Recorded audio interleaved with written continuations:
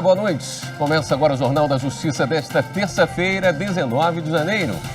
O Superior Tribunal de Justiça determina que governador e prefeitos de municípios do Amazonas forneçam informações sobre recursos públicos e fornecimento de oxigênio para o combate à Covid-19. A decisão é do vice-presidente do STJ, ministro Jorge Mussi. Esse é um dos destaques da edição de hoje. Você confere também. Defensoria Pública da União pede que auxílio emergencial de R$ 300 seja prorrogado no Amazonas. O PSOL pede que o Supremo proíba a divulgação e distribuição de cloroquina pelo governo federal. Morte do ministro Teori Zavascki completa 4 anos hoje. Reportagem especial destaca a trajetória do magistrado e o seu legado na Suprema Corte Brasileira.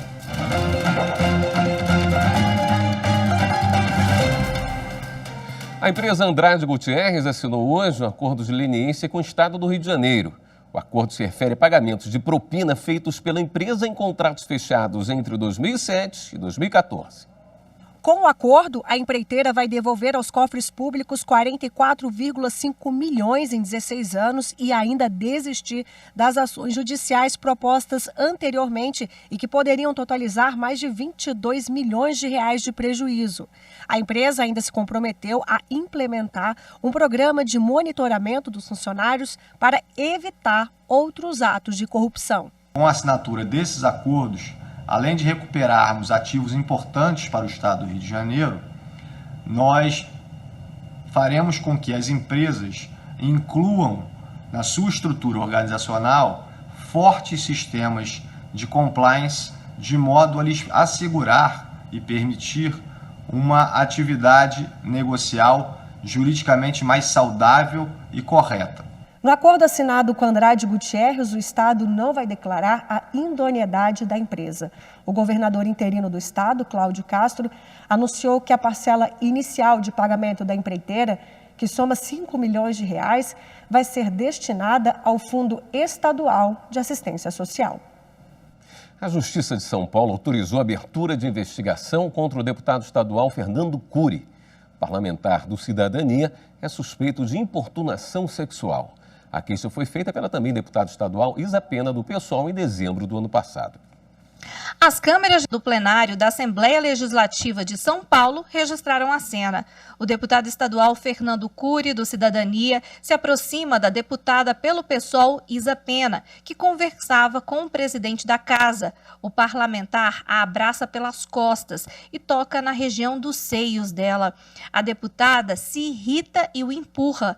Isa registrou queixa e afirmou que o deputado parecia estar embriagado. No pedido de investigação, o Ministério Público de São Paulo ressalta a importância de abrir investigação criminal para esclarecer a prática de possível crime contra a liberdade sexual que envolve autoridade com foro especial por prerrogativa de função. Pedido que foi aceito pela Justiça de São Paulo. Além da abertura de investigação, 11 parlamentares que presenciaram o fato devem prestar depoimento. Por nota, a defesa do deputado Fernando Cury disse que ainda não tomou conhecimento da íntegra da decisão e que o parlamentar vai provar que jamais existiu crime de importunação sexual e que não teve a intenção de constranger a deputada Isa Pena. A quarta turma do Tribunal Superior do Trabalho reduziu o valor da indenização devida a um empregado da Caixa Econômica Federal de R$ 135 mil para R$ 20 mil. O bancário era investigado num processo disciplinar e a Caixa permitiu a divulgação do caso ainda no começo da apuração. De acordo com o processo, a apuração interna tinha o objetivo de investigar uma possível prática de ato de improbidade. A instituição suspeitava que o bancário teria recebido dinheiro para conceder crédito a clientes em desacordo com as normativas internas da Caixa Econômica Federal. O Tribunal Regional do Trabalho da 15ª Região, em Campinas, concluiu que o descuido da Caixa, ao permitir a divulgação do procedimento ainda no início da apuração dos fatos, ofendeu a imagem e a honra do empregado.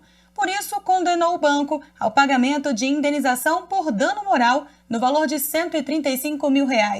Mas a quarta turma do TST observou que a fixação do valor deve respeitar os princípios da proporcionalidade e da razoabilidade, considerando, entre outros parâmetros, o grau de culpa, a situação econômica, a gravidade e a extensão do dano. O relator, ministro Caputo Bastos, esclareceu ainda que, no caso, o valor fixado estaria elevado se comparado a precedentes julgados pela turma. Eu estou entendendo que 135 mil, que foi a condenação da reclamada, este valor, todavia, mostra-se elevado e desarrazoado em relação a montantes já aplicados em casos análogos. Dessa forma, o ministro votou pela redução do valor a ser pago para R$20 mil. A turma acompanhou o voto do relator. O módulo de peticionamento eletrônico está em vigor desde setembro no Superior Tribunal Militar. A previsão é que ele seja completamente implementado ainda em 2021. O Sistema Eletrônico de Informações da Justiça Militar da União é capaz de dialogar com toda a Justiça Militar. E agora ele ficou ainda melhor, com o objetivo de agilizar e simplificar o dia a dia de quem trabalha e quem usa esse sistema. Foi criado o módulo de peticionamento eletrônico do SEI-JMU. Esse módulo já começou a ser implantado nas auditorias e a previsão é de que ele esteja presente em todas elas no ano que vem. O módulo de peticionamento eletrônico vai permitir que usuários peticionem, encaminhem e recebam documentos, emitam procurações eletrônicas, além de muitas outras funções dentro de seu sistema.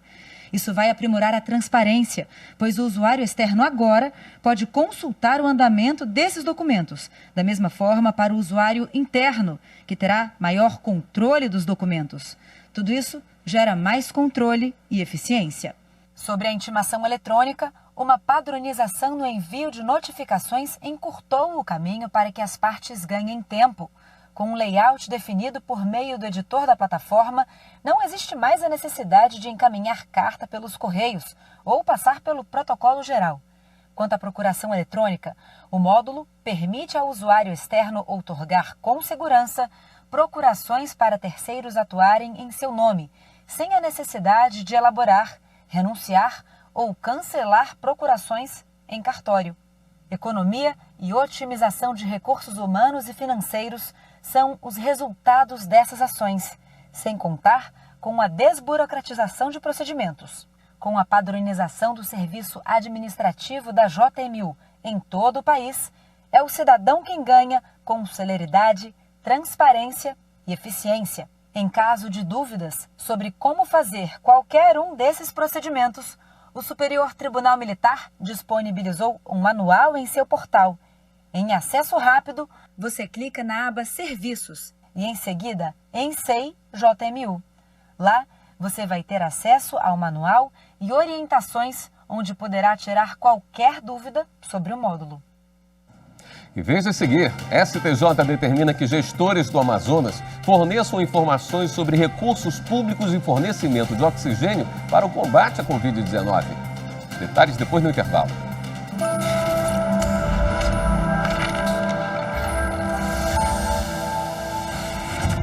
Sobre a Constituição da República Federativa do Brasil de 1988, eu destacaria a importância da administração pública que está normatizada nos artigos constitucionais. Por quê? Porque há a menção dos princípios do direito administrativo, que são muito importantes para a gestão da coisa pública.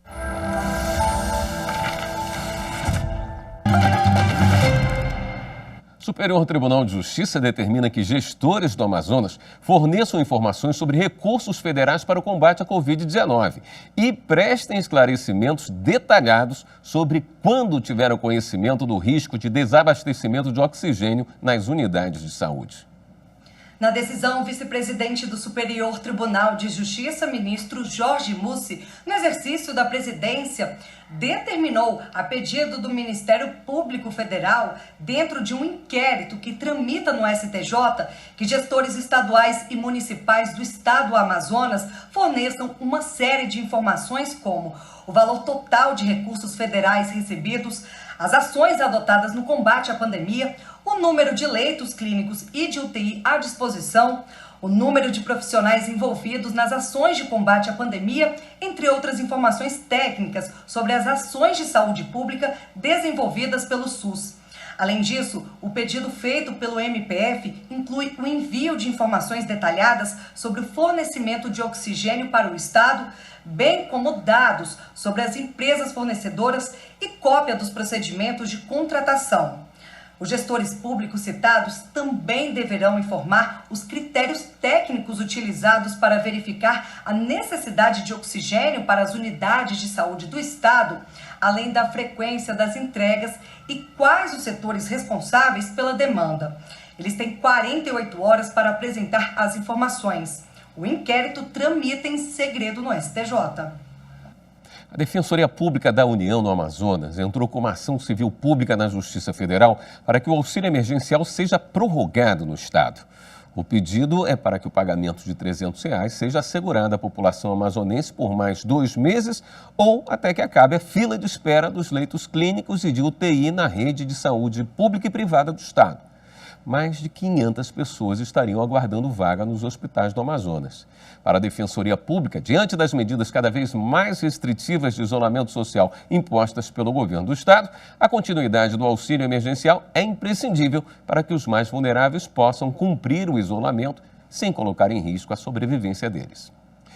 E a Justiça do Trabalho no Amazonas destinou dinheiro de multa para a compra de macacões impermeáveis. Os equipamentos vão ser usados por profissionais de saúde que estão na linha de frente do combate ao coronavírus. A decisão atende a um pedido do Ministério Público do Trabalho. A solicitação foi para a transferência de parte da multa aplicada pela Justiça a uma empresa do ramo energético. O valor total dessa multa, R$ 261 mil.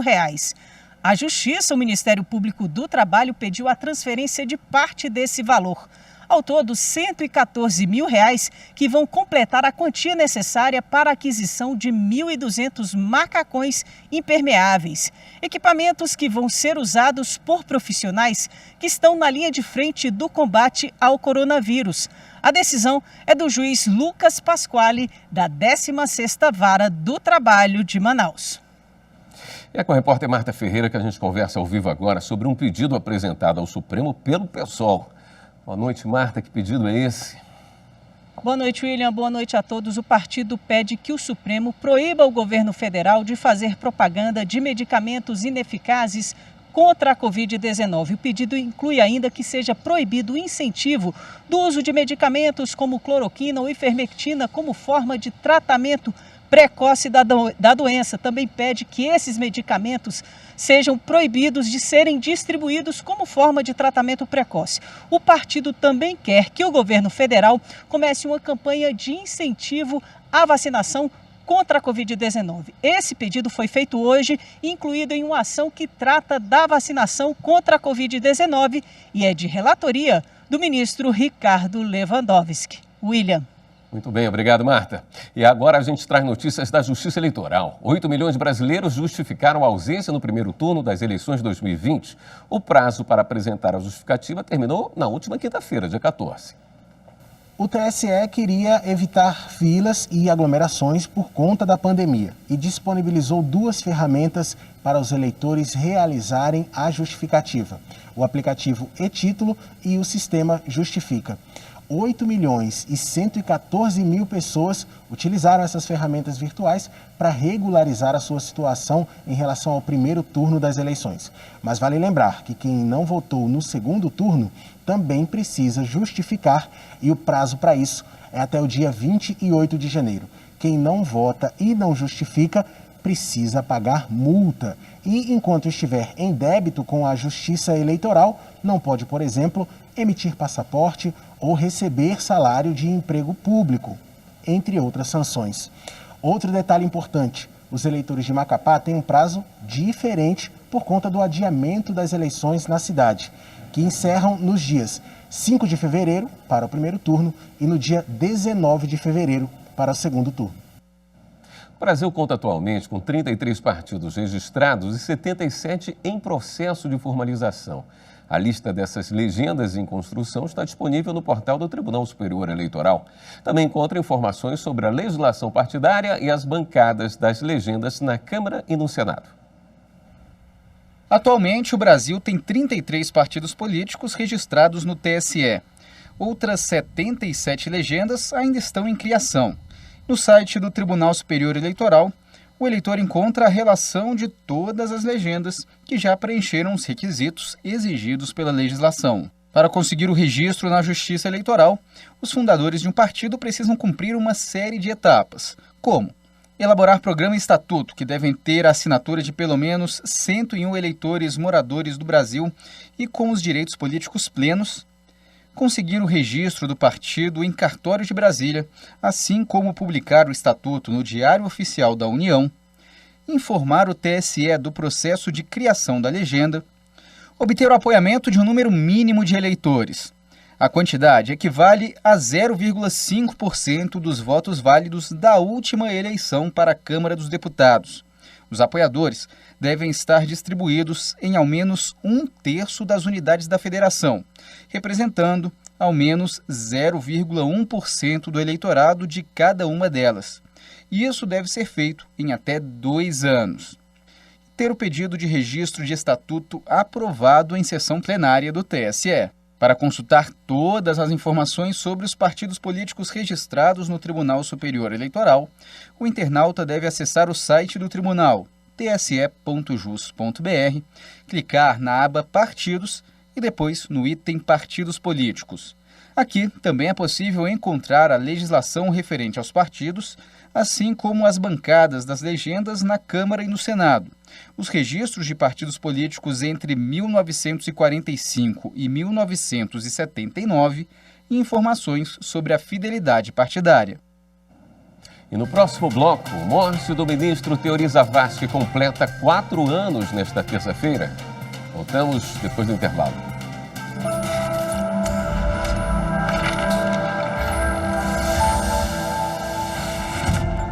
A Constituição é a lei maior de um Estado soberano e serve de bússola para o comportamento das pessoas físicas e a atuação das pessoas jurídicas que estão no respectivo território. Todas as normas vigentes e autoridades constituídas estão sob seus ditames.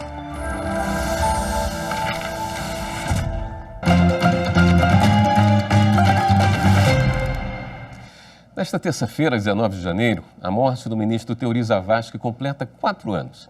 Ele perdeu a vida no acidente de avião.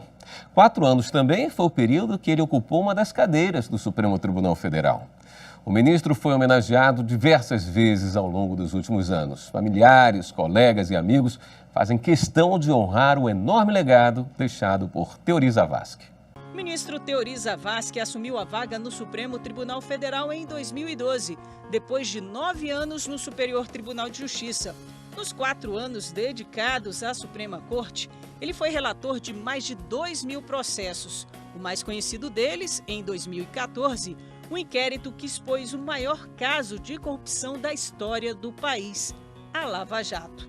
O ministro Teori Zavascki ocupava aquela cadeira no plenário da Suprema Corte. Entre os colegas, é lembrado pela capacidade de atuar em órgãos colegiados, sempre respeitando a opinião do outro. A dedicação também era o seu forte. Em 2016, chegou a abrir mão do recesso do Judiciário para analisar depoimentos da delação premiada de executivos da Odebrecht, que haviam chegado ao Supremo no fim de dezembro daquele ano. Era um homem muito capaz também, isso ouvi várias vezes, de atuar em colegiado. Ele tinha essa capacidade de persuasão racional, de respeitar o outro. E isso fazia muito bem quisto no âmbito do colegiado. A presença dele era, por assim dizer, apaziguadora. O ministro Teori Zavascki teve a vida interrompida aos 68 anos, num acidente aéreo. O avião que havia saído de São Paulo caiu no mar quando estava para pousar na cidade de Paraty, no Rio de Janeiro. Outras 4 pessoas morreram. Poucos dias após a tragédia, na sessão de abertura do ano judiciário de 2017, os ministros prestaram homenagens emocionadas ao colega e amigo. como a do então decano, ministro Celso de Mello. Rigoroso padrão ético que sempre pautou a irrepreensível atuação do ministro Teori Zavascki como magistrado, constitui um dos mais preciosos legados de sua marcante passagem por este Supremo Tribunal Federal. E as homenagens ao ministro não se esgotaram ali. Em agosto de 2018, a ministra Carmen Lúcia, então presidente do STF, inaugurou o espaço de imprensa Teori Zavascki. Esse espaço de imprensa recebeu o nome para corresponder ao que ele acreditava, que é exatamente as liberdades pelas quais luta esse Supremo Tribunal, na complexidade dos problemas que nos aparecem, na compreensão diferenciada e colegiada que é própria da democracia, e que fez com que o ministro Teori seja para sempre um dos exemplos que nós vamos deixar gravado, literalmente. Em setembro do ano passado, como presidente do Supremo, o ministro Dias Toffoli lançou por videoconferência o livro Memória Jurisprudencial do ministro Teori Zavascki, que contou com a participação dos filhos do ministro Teori. A obra faz parte da coleção que detalha o pensamento dos juristas que marcaram a história institucional do Supremo. Os julgados em destaque na obra que está sendo lançada retratam a magnitude do legado deixado pelo ministro Teori Zavascki para o aperfeiçoamento dos institutos processuais e do Estado Democrático de Direito. Casos extremamente importantes foram incluídos na obra, como a condução dos processos do STF a respeito da chamada Operação Lava Jato, a prisão de um senador da República e o afastamento do então presidente da Câmara dos Deputados.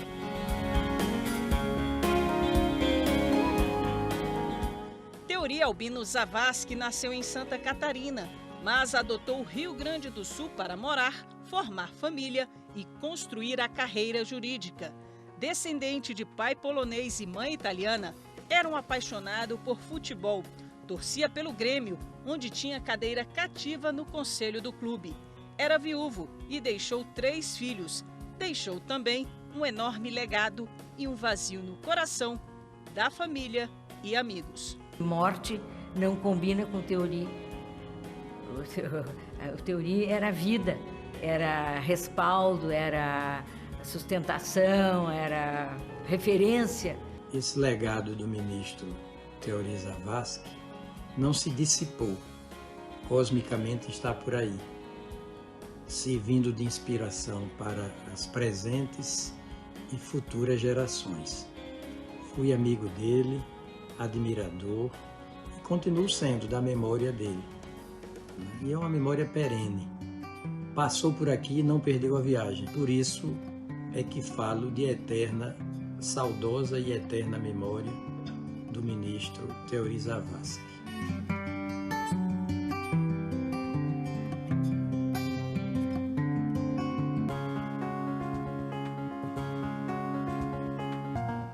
Essa edição do Jornal da Justiça fica por aqui. Para você, uma boa noite. Até amanhã.